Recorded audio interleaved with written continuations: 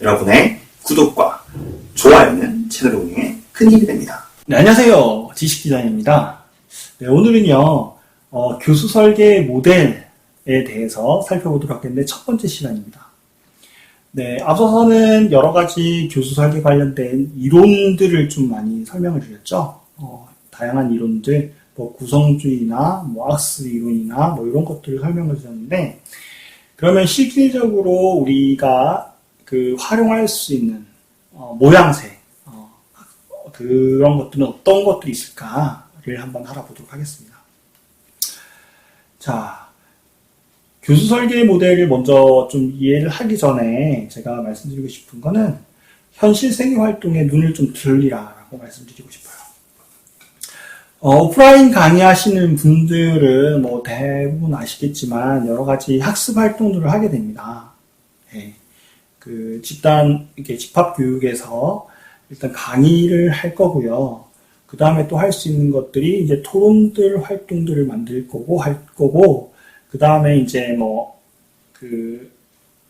게임 같은 거, 그 다음에 이제 스팟들을 활용하게 되죠.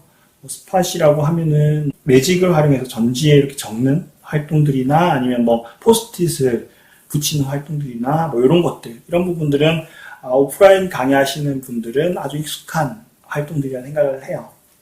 근데 이제 온라인 쪽 개발하시는 분들은 사실 스팟이나 이런 것들이 참 익숙하지가 않기 때문에, 실질적으로, 토론이나 토의 활동들, 이런 것들, 마우스 이벤트, 이런 것들을 많이 활용을 하게 돼요. 활용을 하게 되는데, 내가 우리 온라인 교수 설계, 온라인 과정 개발에서 교수 설계를 할 때, 어떤 내용들을 상호작용이나 그런 부분들을 좀 넣어야 될까 고민을 할 때 오프라인 강의의 어떤 활동들을 잘 생각을 좀 해봤으면 좋겠어요. 그래서 그 활동들을 어떻게 온라인화할 것인지, 어떻게 온라인으로 구현을 할 것인지, 거기에 대한 좀 고민을 해봤으면 좋겠습니다. 그래서 현실 세계 활동에 좀 눈을 돌려라라고 이렇게 말씀을 좀 드리고 싶고요.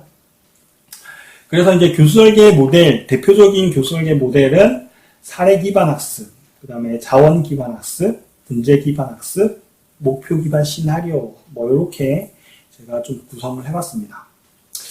그래서 사례 기반 학습은 말 그대로, 내용 중에 사례를 제시를 하는 거예요. 어떤 특화된 사례, 어떤 특정 기업의 사례, 이런 것들을 제시를 해서,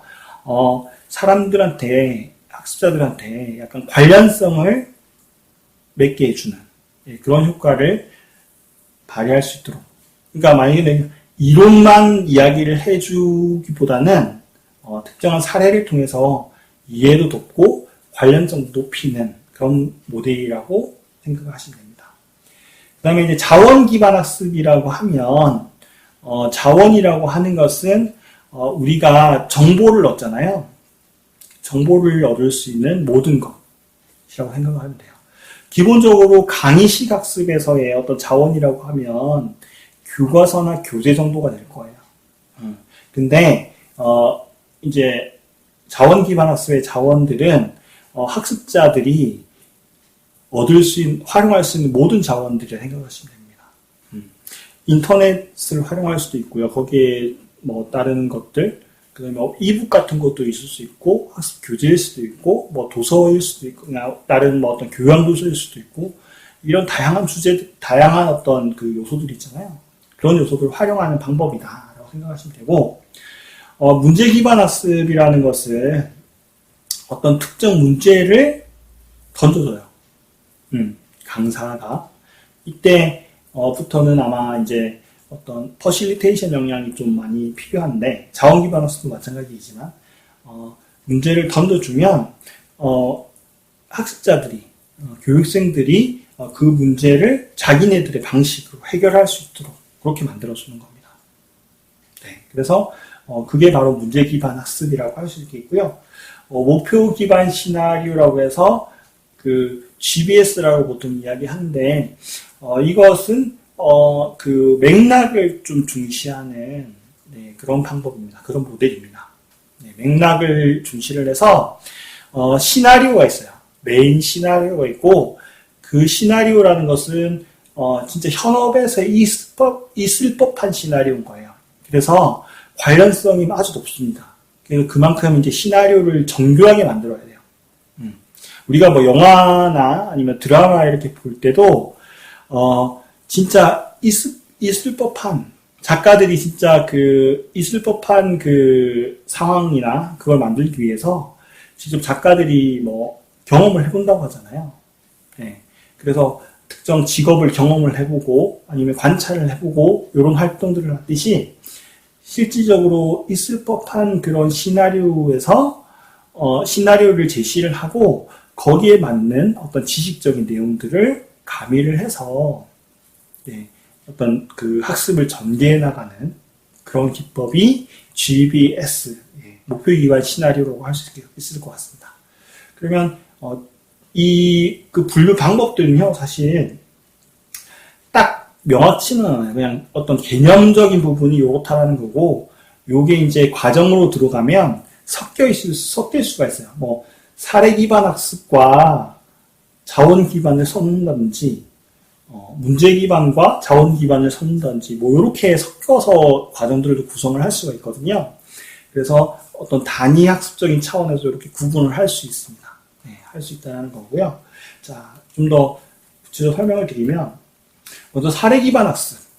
앞서 말씀드렸듯이 이런 강의에서는 이렇게 사례들을 구성을 하는 거죠. 여기서 이제 캐릭터들이 나와서 대화를 한다든지, 예. 그래서 어떤 특정한 뭐 베스트 케이스, 워스트 케이스, 뭐 좋은 사례들 아니면 좀 잘못된 사례들, 뭐 이런 것들을 제시를 해서 학습자들의 인사이트를 좀 높일 수 있는, 통찰력을 좀 높일 수 있도록 그렇게 구성을 하는 거. 요거는 좀 많이 봐온 부분이기 때문에 이 정도만 설명을 좀 해두도록 하겠습니다. 그래서 이제 사례 기반 학습에서는 중요한 게 아까 말씀드렸던 관련성. 나와 관련된 사례가 중요하다라고 할 수 있습니다. 그 다음에 이제 자원 기반 학습 부분에서는 일단 그래요. 학습 자원. 상호작용적인 매치와 공학기술을 통합함으로써 학습자 중심의 학습을 증진하기 위해 통합된 전략이라고 이렇게 되어 있는데, 자, 그 교사의 역할 부분에서는 기존 강의 같은 경우에는 뭐 내용 전문가였죠. 근데 자원 기반 학습에서는 과정 촉진자이자 안내자, 퍼실리테이션, 퍼실리테이터라고 할 수 있을 것 같습니다. 그래서 이때부터는 학습자 주도적으로 진행이 되는 거죠. 교사가 일일이 지식을 이렇게 알려주기보다는 밥을 떠먹여주기보다는 학습자들이 자기의 어떤 실질적인 그 토론이나 아니면 회의나 과정 지식들을 탐색을 함으로 인해 가지고 직접 찾도록 해주는 학습을 할 수 있도록 해주는 그런 학습 방법이라고 할 수 있을 것 같습니다. 그래서 기본적으로 학습 차원은 기존 학습에서는 교과서가 되지만 이제 자원 기반에서는 다양한 차원이 된다. 그리고 이제 정보 형태 같은 경우에도 포장된 정보, 어떻게 보면 강사에 의해서 가공이 된 정보라고 하면 자원 기반 학습에서는 탐구 대상으로서의 정보. 무슨 말인지 알겠죠? 학습자들이 직접 탐구를 해서 탐색을 해서 정보를 얻어내는 거다. 네, 그래서 학습 초점은 기존은 결과에 좀 주목을 하지만 자원 기반에서는 과정에 좀 주목을 한다. 뭐 이렇게 이야기를 할 수 있을 것 같습니다. 그 다음에 문제 기반 학습 부분은 아까 말씀을 드렸듯이 문제 상황을 제시하고 이게 문제를 던져주고 그것들을 학생들이 직접 해결할 수 있도록 하는 학습자들이 직접 해결할 수 있도록 하는 그런 학습 방법이라고 말씀을 드렸는데요. 지금 동영상 하나를 좀 준비를 했거든요. 네, 이거를 좀 한번 보시면서 좀 이야기를 나눠보시죠. 오직의 시판 프로젝트 지석이, 민규형, 창현이 형, 성균이 형, 준우 형, 그리고 나 팀의 막내 신정빈까지 지난해 우리는 무지개 시판과 함께 뜨거운 여름을 보냈습니다. 아, 이분은 우리들을 한 팀으로 만든 이정훈쌤. 그냥 허심탄회하게 즐겁게 놀 수 있는 친구들을 그냥 모았는 겁니다. 우선 무지개 식판이란 음식량을 표시하는 실선과 정선을 그려넣은 식판입니다. 이 식판을 사용하면 내가 먹고 싶은 양을 생각해서 급식을 담으니까 버리는 음식이 줄어들게 돼요. 처음부터 아이디어가 번쩍 떠오른 건 아니었어요. 이렇게 많은 음식이 버려지는데 어떻게 줄일 수 있을까? 여기서 시작했어요. 왜 그런지 이유를 알고 싶어서 점심시간에 친구들 관찰하고 따라다니다 보니까 다들 집에서는 이렇게 많이 남기지 않는데 학교 급식을 먹을 때는 엄청 남기는 거예요. 그러다가 현준이란 친구가 있거든요. 현준이가 급식 먹는 과정을 그대로 따라가 봤어요. 순서대로 그림도 그리고 사진 찍은 것도 붙여넣고 하다 보니까 애들이 일부러 급식을 남긴다기보다 음식을 받을 때 너무 많은 양을 받는 거예요. 내가 담을 때도 나도 내 양을 잘 모르겠고 내식가는 친구한테 조금 달라고 했는데 그 조금이라는 말이 모두에게 다른 의미였던 거예요. 이게 서로 말이 안 통해서 생기는 문제더라고요. 그리고 나서는 무엇을 바꿔야 내가 원하는 양을 정확히 알고 또 전달할 수 있을까 계속 고민했죠. 그러다 기준을 만들어주자. 이렇게? 아니면 저렇게? 수십 번의 시행착오 끝에 지금의 무지개 식판이 만들어졌어요. 우선 50개를 만들어서 우리 반 아이들 점심시간 때 먹어봤는데 실제로 음식물 쓰레기가 눈에 띄게 엄청 준 거예요. 팀워크 이런 것들이 좀 길러졌다고 보면 되겠죠. 논리적으로 접근을 한 다음에 그것이 뭔지 명확히 알아내고 그걸 해결하는 방법을 차근차근 아는 그 순서 자체가 저한테는 되게 새로웠어요.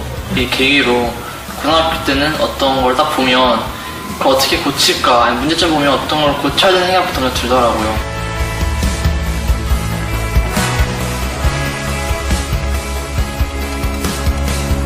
자랑스러워요. 그냥 시작한 프로젝트가 이렇게 전국적으로 확산되고 시간이 지날수록 더 잘 드러나는 것 같아요. 소소하지만 생활에 많이 파급되어가지고 많은 영향이 지속적으로 되었으면 하는 바람이죠. 이런 상황 하나로 큰 변화를 불러일으킬 수 있다는 게 전 이 프로젝트의 가장 큰 메시지라고 생각해요. 형들은 고등학교에 진학했고 저는 중2가 되었어요. 우리가 자란 만큼 무지개 식판도 많은 분들의 관심 속에 계속 발전하면서 더 많이 만들어지고 더 넓게 퍼져나가고 있어요. 과정이요? 놀았어요. 부담을 갖지 말고 재밌게 하다 보면은 말로만 즐기는 게 아니라 정말 재밌게 순수한 마음을 가지고 그냥 가는 게 가장 중요하지 않는가. 우리가 살고 있는 이 세상에는 너무나 많은 일들이 일어나고 이것들을 모두 다 해결하기는 어렵겠죠. 하지만 무지개 식판과 함께 하면서 배우게 된 건 엄청 복잡하고 거대해서 엉켜있는 문제라도 진짜 문제의 시작을 알면 의외로 쉽게 해결할 수 있다는 거예요. 그리고 해결된 것들이 실제로 많은 사람들에게 도움이 된다는 것도요. 새로운 눈으로 주위를 둘러보세요. 나만의 진짜 시작점이 보일 거예요. 네, 잘 보셨나요? 학생들의 아이디어가 진짜 뛰어나죠. 식판에 눈금선을 그려서, 예, 그, 식사량이 어느 정도 되는지 서로 커뮤니케이션, 의사소통에 있어서 그 문제였잖아요. 조금만 달라, 뭐, 많이 달라, 뭐, 여기에 대한 커뮤니케이션의 문제점을 이렇게 눈금을 그려서 해결을 했던 거죠. 네. 그래서 이런 문제 기반 학습 같은 경우에는 지식 전달이 아니라 실질적인 문제를 해결함으로 해서 그거는 사실 답이 없는 거잖아요. 기존 지식이라는 부분은 답이 있는 부분인 거잖아요. 하지만 이 문제 해결이라는 거, 문제 기반 학습이라는 부분은 답이 없는 것들을 해결하는 그런 형태의 학습 방법이라고 생각을 하시면 될 것 같습니다. 그래서 문제 기반 학습 같은 경우에는 문제 기반 학습은 문제의 정의로부터 시작이 된다. 그래서 뭐가 문제인지 그것을 정의하는 부분으로부터 시작이 되고 그 정의된 문제를 해결하는 과정이 문제 기반 학습이다. 그게 중요하다. 과정이 중요하다. 네, 그래서 오늘은 그 교수 설계 모델 4가지가 있었죠. 네, 4가지 중에서 3가지에 대해서 좀 알아봤습니다. 나중에 목표 기반 시나리오 부분은 다른 동영상을 통해서 소개를 좀 해드리도록 할게요. 네. 그래서 각각의 그 학습 사례 기반이라든지 아니면 자원 기반, 그 문제 기반 학습의 어떤 효과들은 무엇일까라는 그런 생각을 한번 해보셨으면 좋겠고, 내가 과연 교육과정 개발할 땐 어떤 방법을 통해서 개발할까라는 고민을 한번 해볼 수 있는 그런 시간 가졌으면 좋겠습니다. 네, 오늘은 이것을 마치도록 하겠습니다. 감사합니다. 지식 디자이너